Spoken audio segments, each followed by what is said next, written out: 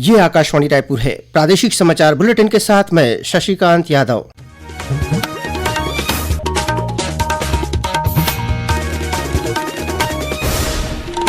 और अब पेश है आज के मुख्य समाचार। मुख्यमंत्री ने प्रदेश से आयात निर्यात को प्रोत्साहित करने के लिए नवा रायपुर में लॉजिस्टिक हब के निर्माण की जरूरत बताई।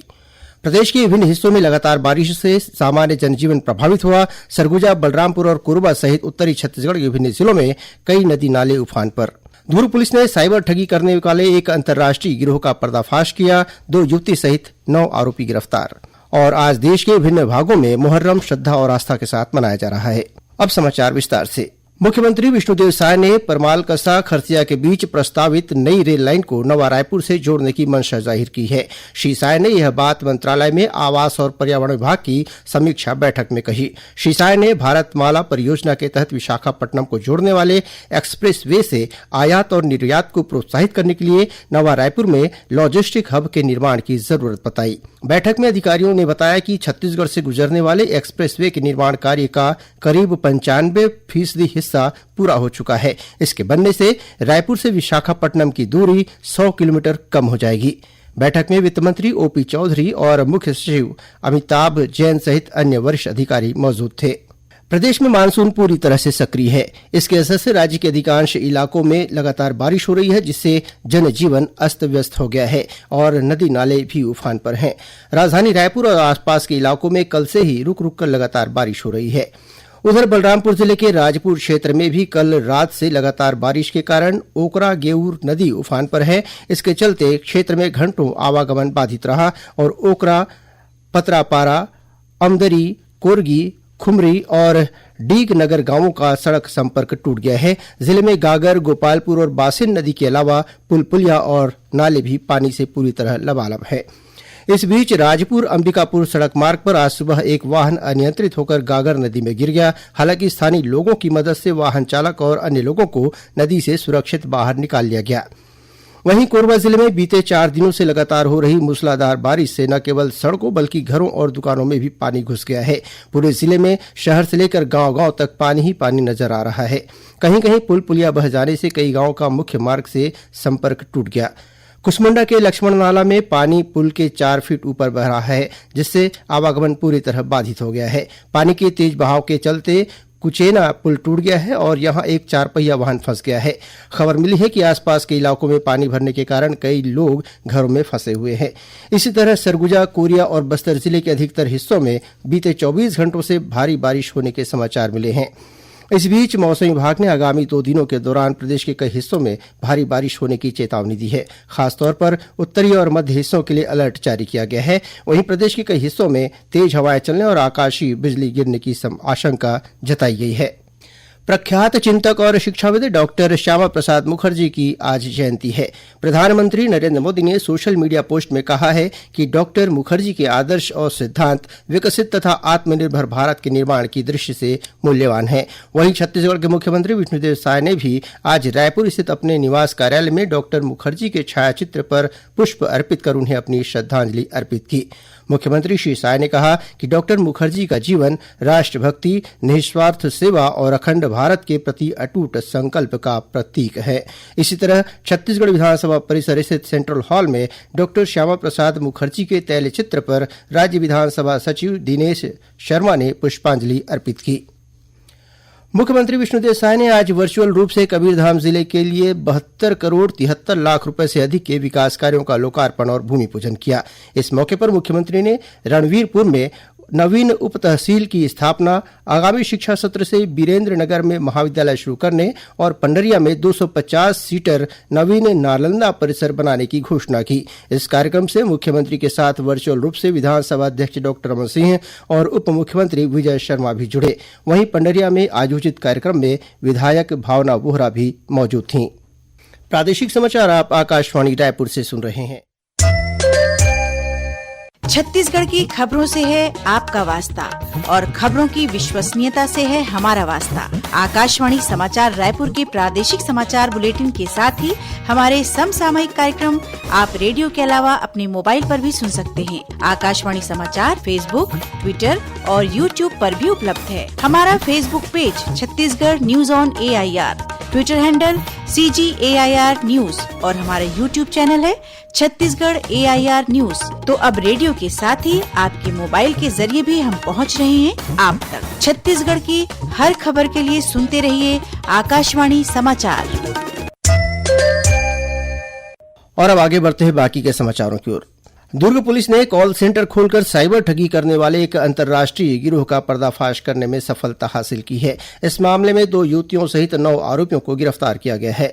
दुर्ग पुलिस अधीक्षक विजय अग्रवाल ने प्रेस वार्ता में बताया कि भिलाई के चौहान टाउन में अवैध रूप से कॉल सेंटर खोलकर ऑनलाइन तरीके से USA और कनाडा के लोगों के साथ ठगी करने की सूचना मिली थी। आरोपी फर्जी लिंक के माध्यम से विदेशियों के कंप्यूटर और मोबाइल में वायरस बग भेजकर उसे ब्लॉक कर देते थे और इसे हटाने के बदले पीड़ितों से USDT और क्रिप्टो करेंसी के जरिए ठगी की रकम डॉलर के रूप में ई-वॉलेट में जमा कराते थे। गिरोह के मुख्य आरोपी को दुर्ग के एक होटल से गिरफ्तार किया गया है। आरोपियों के पास से 12 लैपटॉप, 14 मोबाइल के अलावा विभिन्न बैंकों के ATM तथा अन्य दस्तावेज बरामद किए गए हैं। उधर जांजगीर चांपा जिले के चांपा स्थित सार्वजनिक वितरण प्रणाली के राशन दुकान में करीब 17 लाख रुपए की गड़बड़ी करने के मामले में दुकान संचालक को पुलिस ने गिरफ्तार किया है। चांपा पुलिस ने बीते 4 मई को आरोपी के खिलाफ मामला दर्ज किया था, जिसके बाद से आरोपी फरार था। पुलिस के अनुसार आरोपी ने चावल और नमक वितरण में अनियमितता की है। वहीं इसी जिले की शिवरीनारायण पुलिस ने म्यूल अकाउंट के मामले में 3 आरोपियों को गिरफ्तार किया है। इससे पहले पुलिस ने इस मामले में कल भी 6 आरोपियों को गिरफ्तार किया था। पुलिस को पता चला था कि जिले के कुछ लोगों के द्वारा पश्चिम बंगाल, बिहार, झारखंड, केरल, तमिलनाडु, आंध्र प्रदेश, दिल्ली, गुजरात, राजस्थान जैसे अन्य राज्यों से साइबर ठगी के मामलों में खातों का संचालन किया जा रहा है। इस पर शिवरीनारायण पुलिस ने जांच के बाद अब तक कुल 9 आरोपियों को गिरफ्तार किया है।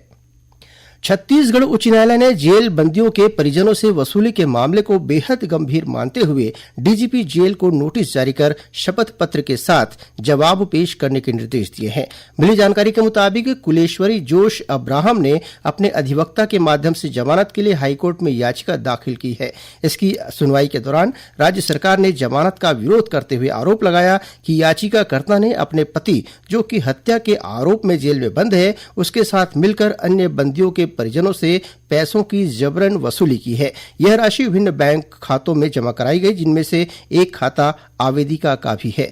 राज्य शासन के इस खुलासे के बाद हाईकोर्ट ने जेल महानिदेशक को नोटिस जारी कर आगामी सुनवाई से पहले व्यक्तिगत शपथ पत्र के माध्यम से जवाब पेश करने के निर्देश दिए हैं। इसके अलावा अदालत ने इसी अपराध से जुड़े एक अन्य सह आरोपी की जमानत याचिका को इस मामले के साथ सूचीबद्ध करने के निर्देश भी दिए हैं। कोरबा जिले के कटघोरा अंबिकापुर राष्ट्रीय राजमार्ग पर एक तेज रफ्तार 4 पहिया वाहन ने मोटरसाइकिल सवारों को टक्कर मार दी। इस हादसे में 2 लोगों की मृत्यु हो गई है, जबकि एक अन्य युवक की हालत गंभीर बनी हुई है। आरोपी वाहन चालक को गिरफ्तार कर लिया गया है। वहीं इसी जिले के दीपका क्षेत्र में रैनपुर के पास आज सुबह यात्री बस और मोटरसाइकिल के बीच आमने सामने से भिड़ंत हो गई। इस दुर्घटना में मोटरसाइकिल सवार एक युवक की मौत हो गई, जबकि एक अन्य युवक गंभीर रूप से घायल हो गया है। कोरबा चांपा के बीच उर्गाहाटी मार्ग पर वाहन की चपेट में आने से 14 मवेशियों की मौत हो गई है। बताया जाता है कि मवेशी रात के समय सड़क पर बैठे थे, जिसके चलते यह हादसा हुआ। आज देश के विभिन्न भागों में मुहर्रम श्रद्धा और आस्था के साथ मनाया जा रहा है। करबला में सत्य और न्याय की रक्षा के लिए पैगंबर मोहम्मद के नवासे हजरत इमाम हुसैन और उनके साथियों की शहादत की याद में मुहर्रम मनाया जाता है। इस मौके पर ताजिया निकाले जाते हैं और करबला के शहीदों के सर्वोच्च बलिदान की याद में मजलिसों का आयोजन किया जाता है। इधर छत्तीसगढ़ में भी मुहर्रम के मौके पर राजधानी रायपुर सहित कई शहरों में ताजिए निकाले जा रहे हैं। रायपुर के करबला में भी हजरत हुसैन की बड़ी कुर्बानी को याद करते हुए मजलिसों यानी धार्मिक बैठकों का आयोजन आज रात किया जाएगा। रायपुर में इस समय ताजिए के साथ साथ मातमी जुलूस निकाला जा रहा है, जिसमें बड़ी संख्या में मुस्लिम समाज के लोग शामिल हो रहे हैं। और अब कुछ अन्य खबरें संक्षेप में। भाजपा के विधायक और सांसदों का प्रशिक्षण शिविर कल से सरगुजा जिले के मैनपाट में शुरू होगा। इस शिविर का शुभारंभ भाजपा के राष्ट्रीय अध्यक्ष और केंद्रीय मंत्री जेपी नड्डा करेंगे। कल प्रदेश कांग्रेस द्वारा राजधानी रायपुर के साइंस कॉलेज मैदान में किसान जवान संविधान सभा का आयोजन किया जाएगा। इस सभा को कांग्रेस के राष्ट्रीय अध्यक्ष मल्लिकार्जुन खड़गे संबोधित करेंगे। एक पेड़ मां के नाम अभियान के तहत मुंगेली जिले के ग्राम लोहड़िया और रामपुर में प्रधानमंत्री आवास योजना के 50,000 हितग्राहियों के निवास परिसरों में 1 लाख से अधिक पौधे रोपे गए। हर आंगन में हरियाली बढ़ाने की इस पहल को golden book of world record में दर्ज किया गया है। इस कार्यक्रम में उप मुख्यमंत्री अरुण साव मुख्य अतिथि के रूप में शामिल हुए। और छत्तीसगढ़ उच्च न्यायालय ने सहायक उप निरीक्षक वाहन चालक के पद पर जारी पदोन्नति के आदेश के खिलाफ दायर याचिका पर सुनवाई करते हुए इसके निष्पादन पर रोक लगा दी है। इसके साथ ही पुलिस महानिदेशक और अतिरिक्त पुलिस महानिदेशक छत्तीसगढ़ सशस्त्र बल से इस संबंध में जवाब मांगा गया है। अंत में मुख्य समाचार एक बार फिर। मुख्यमंत्री ने प्रदेश से आयात निर्यात को प्रोत्साहित करने के लिए नवा रायपुर में लॉजिस्टिक हब के निर्माण की जरूरत बताई। प्रदेश के विभिन्न हिस्सों में लगातार बारिश से सामान्य जनजीवन प्रभावित हुआ। सरगुजा, बलरामपुर और कोरबा सहित उत्तरी छत्तीसगढ़ के विभिन्न जिलों में कई नदी नाले उफान पर। दुर्ग पुलिस ने साइबर ठगी करने वाले एक अंतर्राष्ट्रीय गिरोह का पर्दाफाश किया। 2 युवती सहित 9 आरोपी गिरफ्तार। और आज देश के विभिन्न भागों में मुहर्रम श्रद्धा और आस्था के साथ मनाया जा रहा है। इसी के साथ प्रादेशिक समाचार बुलेटिन समाप्त हुआ। नमस्कार।